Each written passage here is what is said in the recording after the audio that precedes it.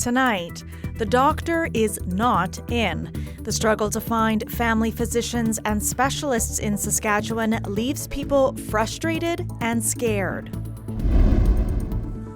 And Brad Wall's legacy in Saskatchewan immortalized in a portrait at the legislature.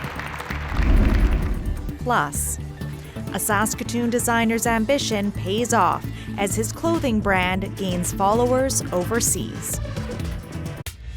This is CBC Saskatchewan News.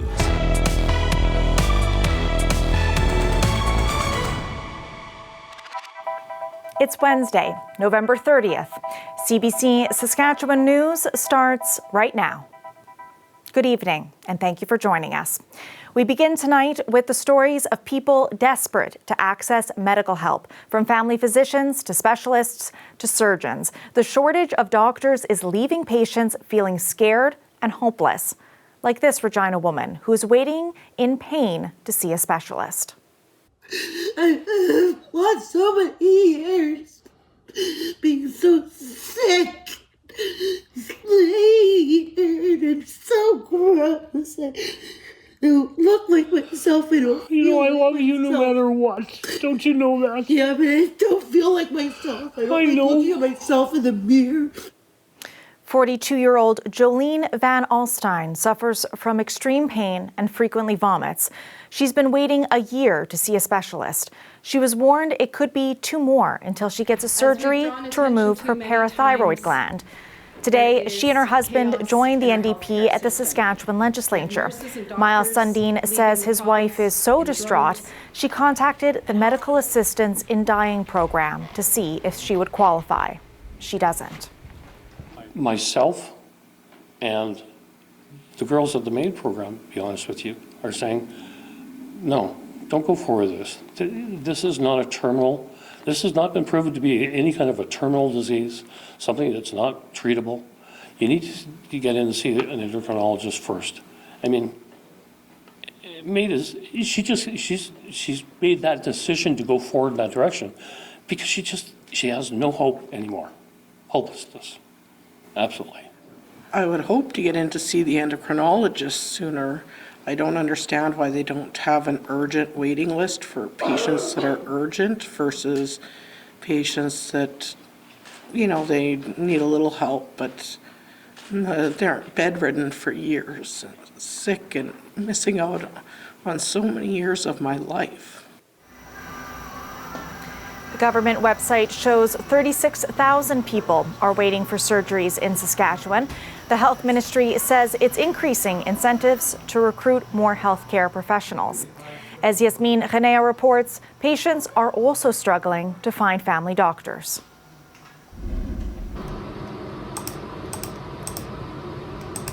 Kathy Fitzpatrick says trying to find a family doctor is frustrating, and the prospect of not having one is terrifying. Her doctor in Saskatoon is leaving the province at the end of December. Her search made more difficult by a recent website change. The Saskatchewan Health Authority no longer publishes on its website a list of doctors taking new patients. Instead, it lists all clinics, and people have to call and ask if they have capacity. I called 8 clinics before I found one that does have 2 doctors who are taking new patients. According to data from the Canadian Institute for Health Information, in the past 2 years, Saskatchewan has seen the largest decrease in the number of family physicians out of all the provinces. In 2020, there were 119 doctors per 100,000 people.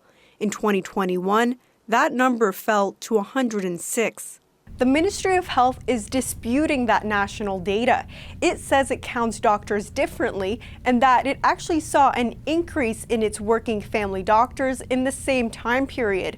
But the head of the Saskatchewan College of Family Physicians says what matters most is that many people can't find a family doctor.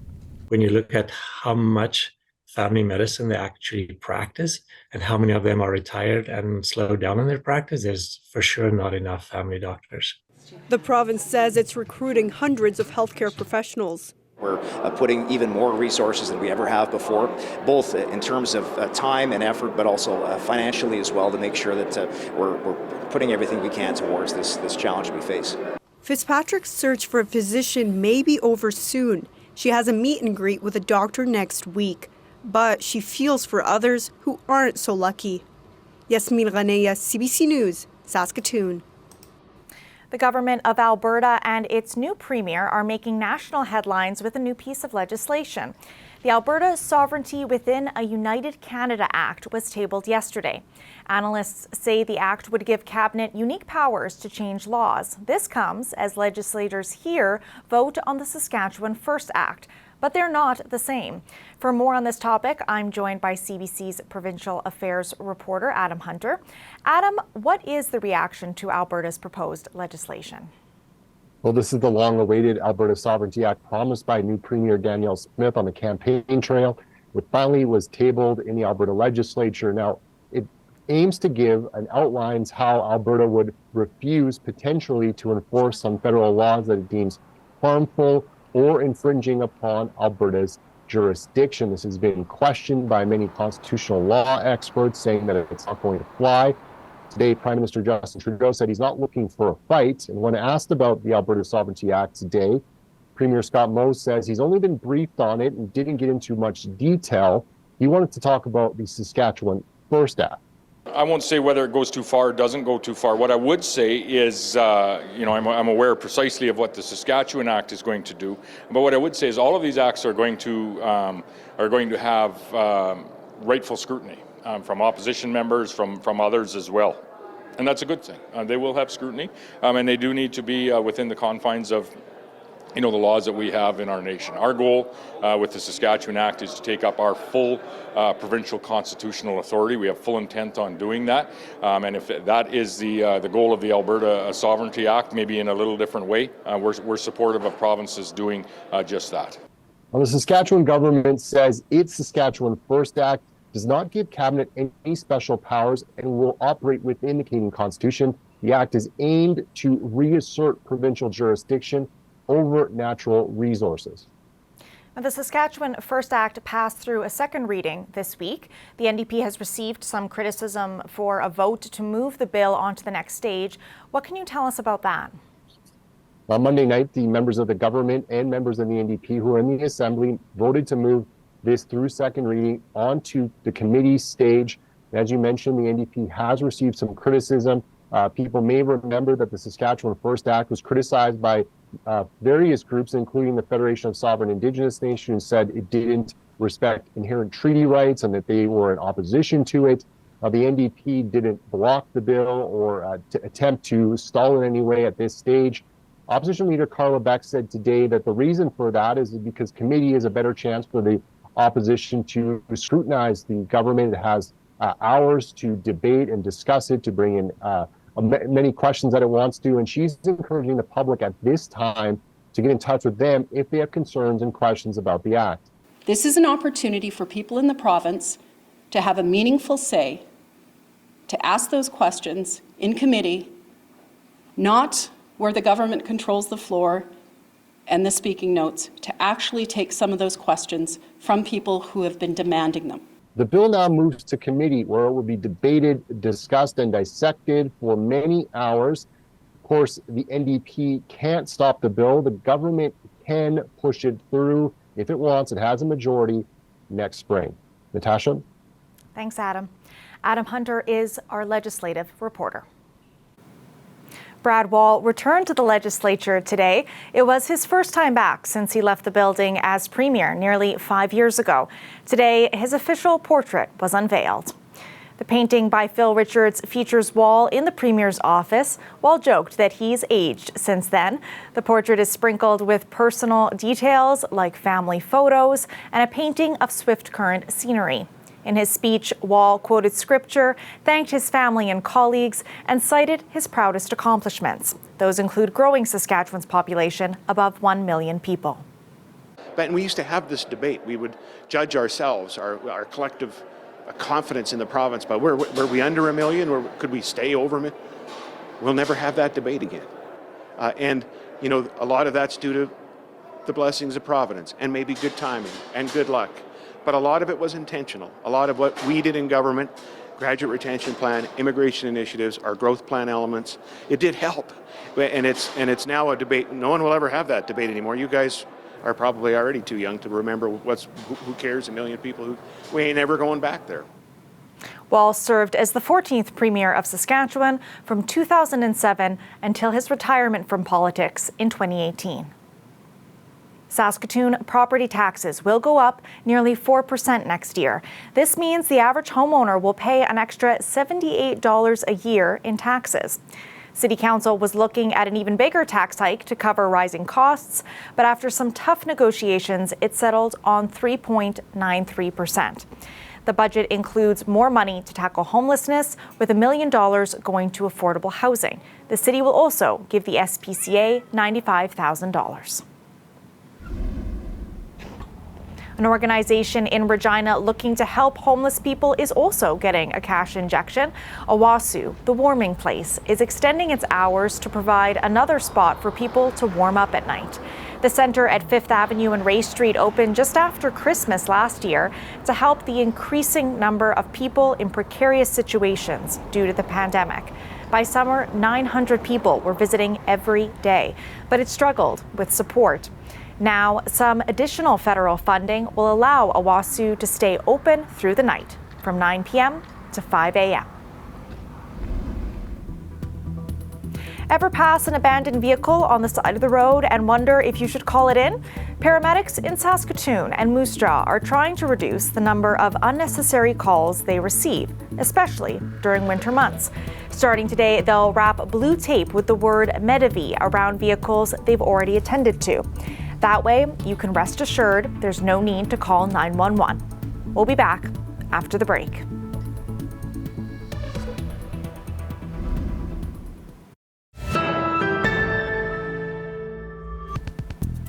BC's south coast was hit hard with a blast of winter overnight and into today. It knocked out power to tens of thousands and caused traffic chaos. Watch out! What's down there? Scenes like this one in Surrey unfolded across the region last night. Some travelers were trapped in their vehicles for hours because of accidents or blocked roadways. The northern part of Vancouver Island was hit the hardest by heavy snow and high winds. Some areas saw up to 25 centimeters of snow and wind gusts between 700 to 100 kilometers per hour. About 8,000 customers are still without power. This weather update is brought to you by Capital Ford Lincoln. 22 model clear-out is on now.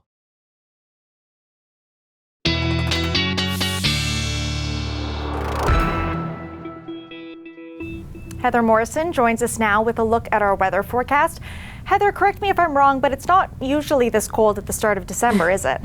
You are absolutely correct, Natasha. We are well below normal for this time of year. We're not the coldest we've ever been, but we're pretty chilly. But before we get into the temperatures, let's take a look at what's going on in the province in terms of snowfall, because that's going to help explain the temperature trends that we're going to see here.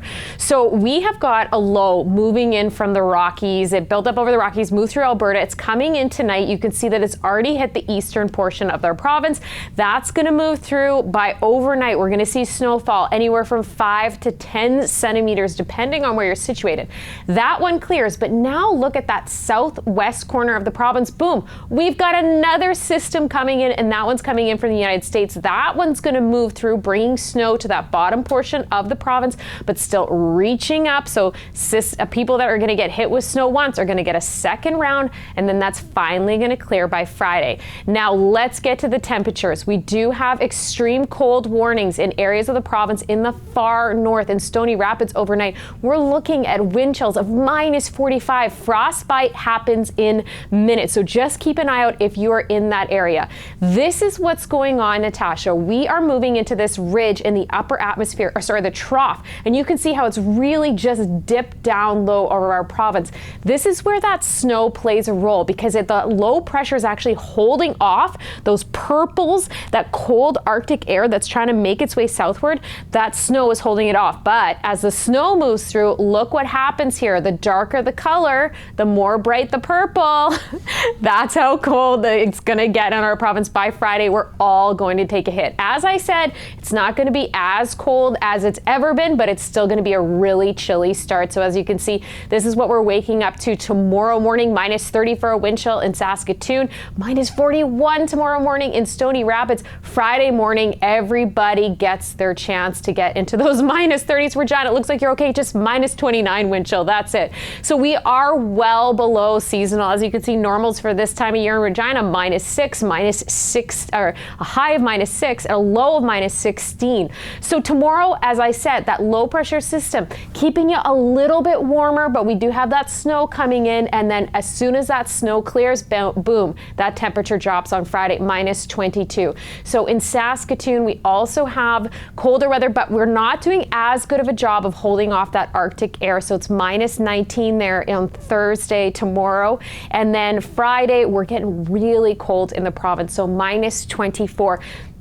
If you look there on Saturday, minus 20 is the high. The minus, it looks like it's going to warm up a little bit overnight. So that's why our low is also minus 20, and then a little bit of a warm up on the weekend. And then bam, we're back into these cold temperatures. So that is your weather forecast. We got snow and we got cold. I guess we have winter, Natasha.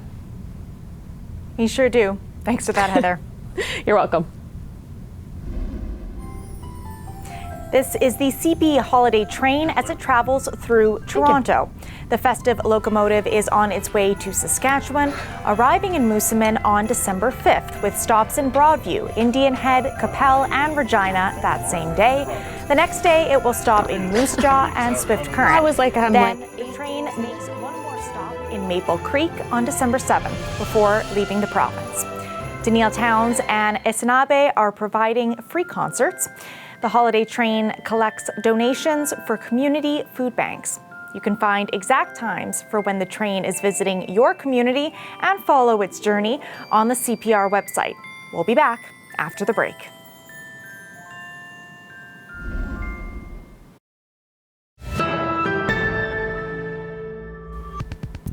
Before the break, we told you how you can donate to food banks through the CP holiday train. That might be needed now more than ever as grocery prices soar. Some people are really feeling the pinch when it comes to stocking their kitchens with specific products, like halal food. It's prepared according to Islamic dietary rules. CBC's Peggy Lamb visited a food bank in Surrey, BC, that's finding it tough to serve their Muslim clients. It's a hot item, one that the Surrey Food Bank is struggling to keep in stock: bags of halal beef. The organization says most of its clients are refugees who practice Islam, so this food moves fast. We would like to give them the food that they want rather than just taking what they don't want, So we would like to actually make them comfortable, and that's the whole point of giving them culturally specific food. Refugee Amir Abir Dakar visits the food bank weekly, a trend that started 2 years ago after he arrived in Canada from Syria.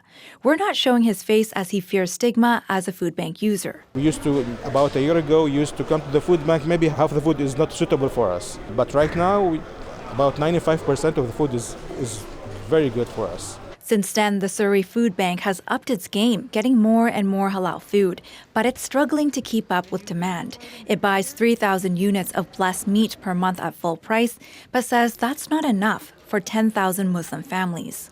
On days when they run out, clients are referred to the Muslim Food Bank, their warehouse 10 kilometers away. Here, they only give out halal foods. So we would have a can and we would just make sure that it's all vegetarian, there's no pork in it, there's no ground beef. CEO Azim Daya says the number of people they serve is growing. Since June of this year, they're seeing 1,000 more people come each month. Daya says they secure their halal foods, especially meat, through donations and discounts from big box stores, something the Surrey Food Bank is trying to do too. Food is usually allows people to build a good relationship, and once we build relationship, then we can help them in all these different aspects for them to progress towards self-reliance. Aspects like employment and education, which he says can't happen until people are properly fed. Peggy Lamb, CBC News, Vancouver. Sad news from the entertainment world. Fleetwood Mac singer-songwriter and keyboard player Christine McVie has died at the age of 79. If your life was bad to you, just think what tomorrow will The band's social media account was the first to announce McVie's death. A family statement said she passed away in hospital peacefully this morning after a short illness. The British-born vocalist wrote and sang lead on some of the band's biggest hits. McVie joined the band in 1970 following her then-husband, John McVie, who founded the band 3 years earlier with Mick Fleetwood. The band's 1997 album, Rumors, sold more than 40 million copies and is among the best-selling albums of all time.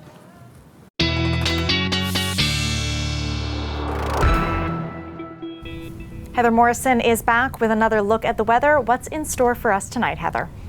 Well, it's going to be a chilly night in the province here. Let's take a look at Regina's overnight. And as you can see, those flurries are just starting to come in as well. That's hitting the southern part of the province as we move forward to 8 a.m. Now, take a look at the temperature here. Minus 19 with the wind chill. It feels like minus 29.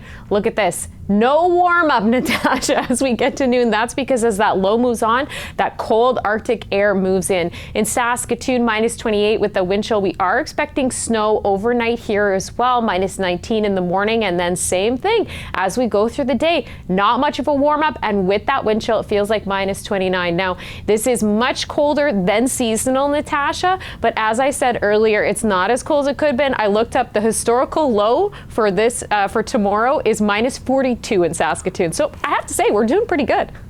Thanks for that, Heather. You're welcome. A clothing designer from Saskatchewan is taking the international fashion scene by storm.